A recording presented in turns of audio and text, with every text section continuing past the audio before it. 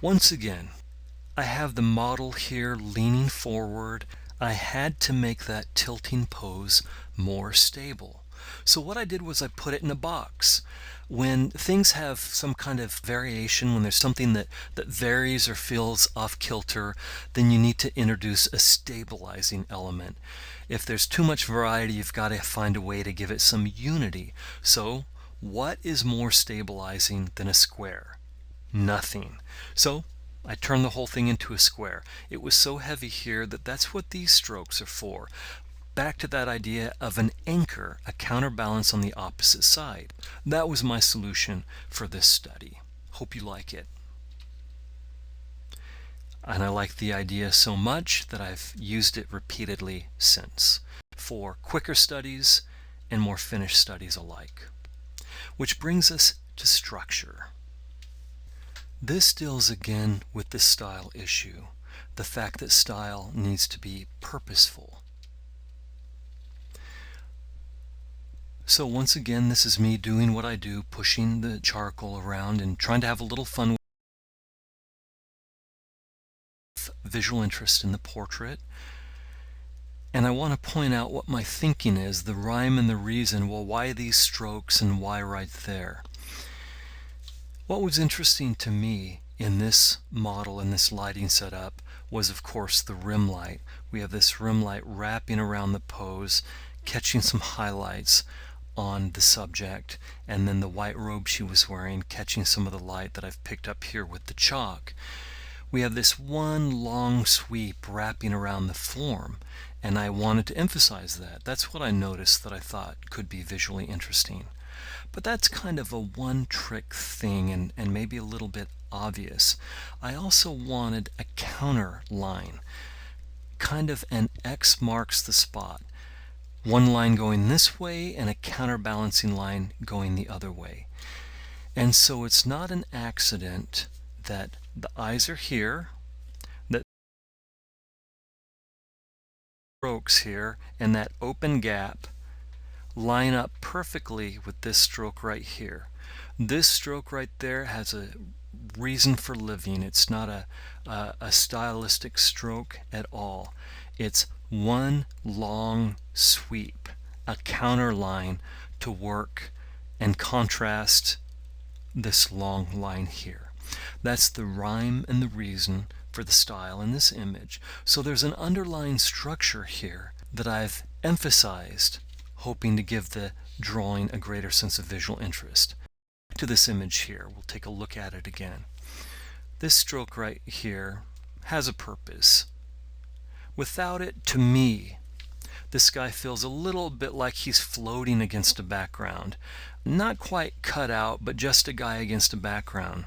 But when this long line, and I did want this, I very much wanted one long simple line here. And then I intentionally connected it to the background with this stroke here.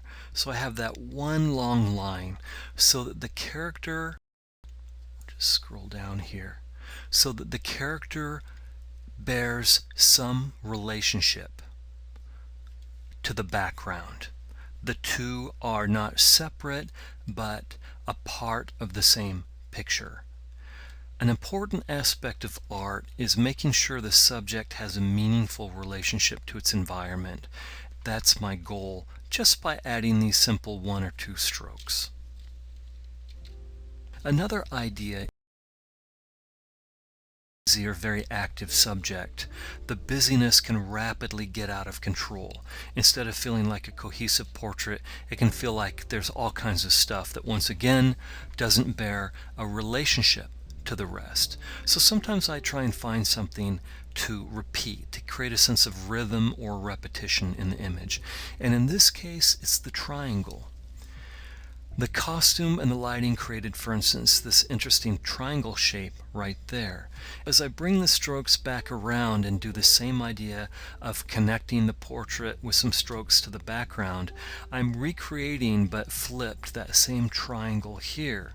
And once again, triangle shape here. And so there's a repetition in the image of triangle shapes. Repetition helps contrasts feel meaningful.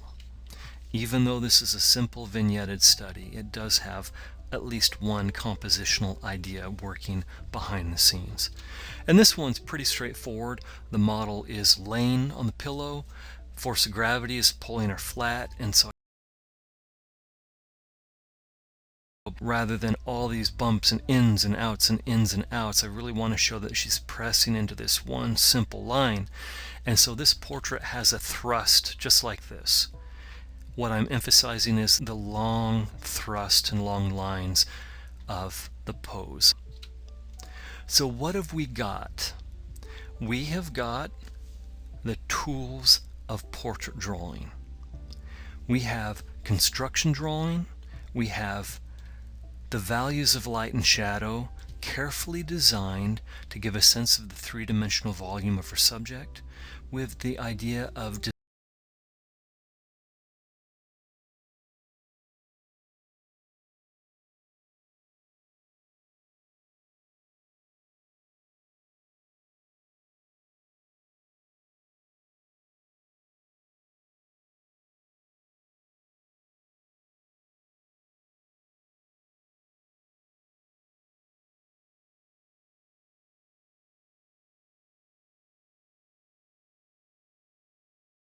how do we make these decisions? What lines do you put in your construction drawings? Which values do you emphasize or de-emphasize?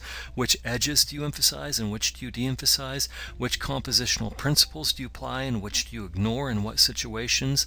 You apply those which give your portrait clarity and emphasis.